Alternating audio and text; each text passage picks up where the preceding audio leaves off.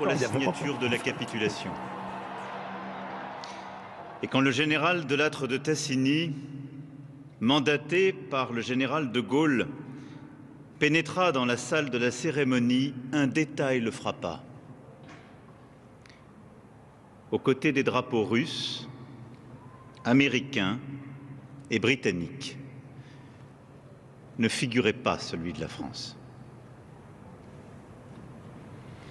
Il comprit qu'à l'instar de ce qui s'était passé la veille à Reims, les Alliés comptaient le reléguer au rang d'observateur. Il entra alors dans une colère contenue que nul ne put ignorer, et après 3 heures de négociations ardues, il obtint gain de cause. La France retrouvait sa place dans le faisceau des drapeaux et son rang à la table des vainqueurs, rappelant solennellement que le 8 mai était l'accomplissement de la promesse du 18 juin. À cet instant, l'étrange défaite était lavée par l'éprouvante victoire. Alors, quand le feldmaréchal nazi vit remettre en bonne place le drapeau bleu-blanc-rouge ce soir-là, les observateurs l'entendirent murmurer « Doch nicht noch Frankreich », tout de même, pas la France encore. Et pourtant si, la France encore. La France de 1940, encore. Et l'appel du général de Gaulle qui avait refusé de rendre les armes et de collaborer. La France de 1943, encore, qui depuis l'ombre des caves et des maquis de France, au grand jour de Londres ou sous le soleil de l'Afrique, rassemblait toutes les forces de la résistance en une. La France de 1944, encore, assaillant l'ennemi depuis la Normandie puis la Provence, volant de clocher en clocher jusqu'au tour de Notre-Dame, jusqu'à Strasbourg, jusqu'à l'Allemagne, avec toutes les forces alliées et les forces françaises libres. La France de 1945, encore, qui conquérait le droit de s'asseoir parmi les vainqueurs. Alors oui, la colère du général de Lattre, c'était la France encore. Et c'était une colère de géant, car elle venait de loin. 33 cardinaux. Elle disait la fierté d'un peuple qui refusait de se laisser dicter son histoire, qui affirmait sa volonté encore et encore d'avoir voix à la paix. On savait qu'il avait un rôle à jouer, ce pays, notre vieux pays, dans le dialogue des puissances, l'équilibre du monde et la stabilité de l'avenir.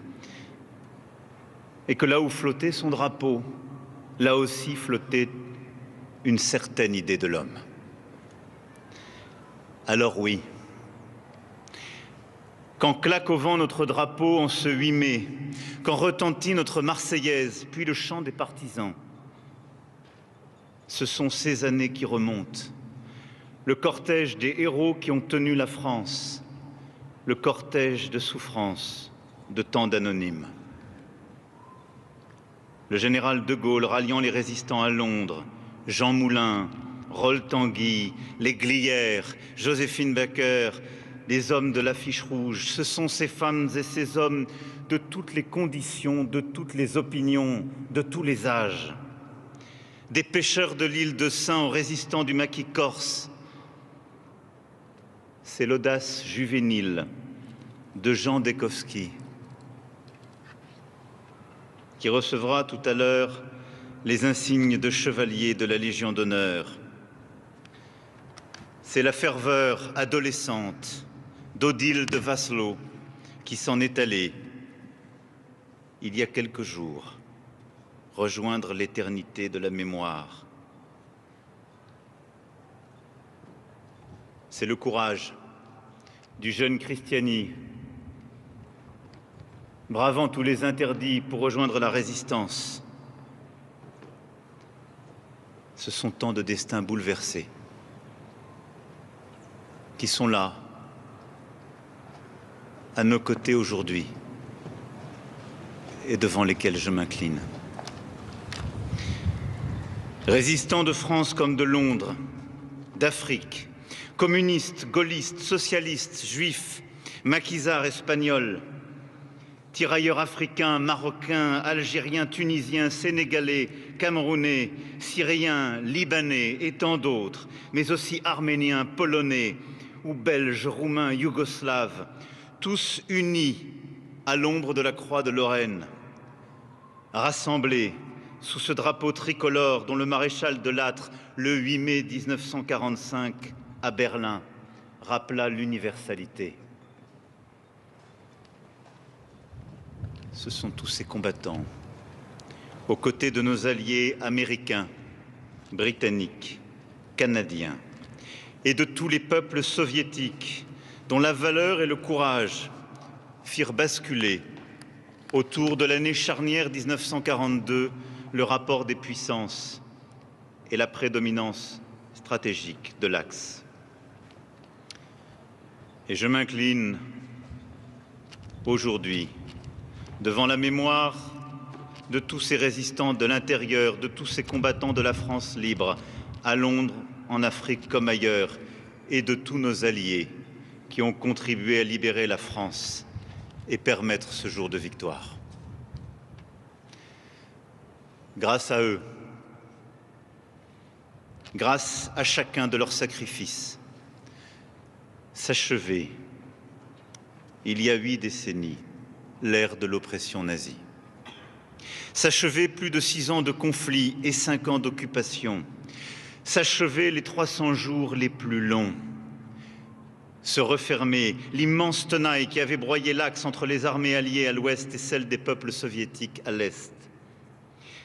Et alors qu'en Asie, les combats continuaient contre le Japon, en Europe, la joie éclatait. Aux fenêtres pavoisées de tricolores, les silhouettes se massaient, brandissaient des drapeaux, images gravées de liesses populaires. Dans le carillon des cloches à toute volée, des hommes hissaient des enfants sur leurs épaules, dans les arbres, sur le passage des convois. Des femmes embrassaient les soldats. Les uniformes alliés mêlaient les taches bleues, vertes, brunes.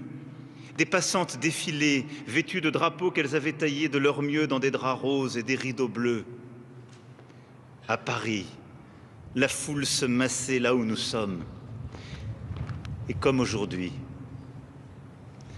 il se fit autour de l'arc un mouvement de recueillement, un moment de silence. Aux soldats inconnus, la France venait exprimer sa reconnaissance. Moment d'insouciance, et pourtant, la France, dans sa joie, se souvenait de ses larmes. Car toute douleur ne s'achevait pas au son des cloches. Faut-il qu'elles s'en souviennent? Oui, dans la joie perçait encore la peine.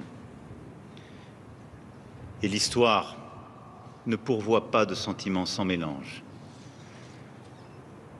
Car dans ce moment, chacun savait que tout était à reconstruire, et d'abord la nation. Des centaines de milliers de morts, militaires, civils déportés, plus d'1 million de prisonniers de guerre, 400 000 immeubles détruits, des Français sans logement, sans école, sans transport, sans nourriture. Sur nos côtes, l'océan charriait des mines, dans nos villes s'accumulaient les gravats, les rayonnages vides, les cheminées sans feu, les semelles de bois et les bons de rationnement. Et ces quais de gare.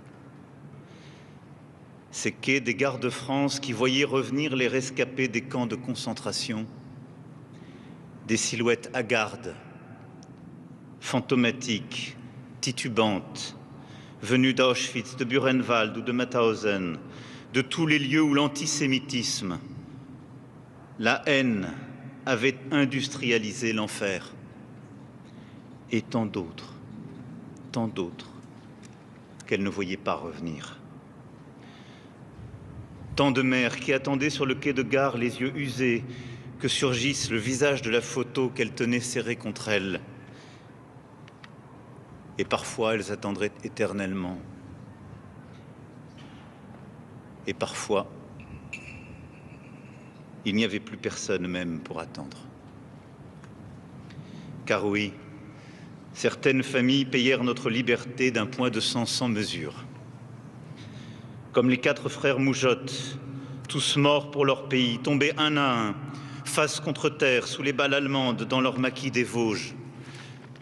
Comme les 4 frères Amiot d'Inville, tombés bien loin de là où ils étaient nés. Voilà pour ce discours du président Macron.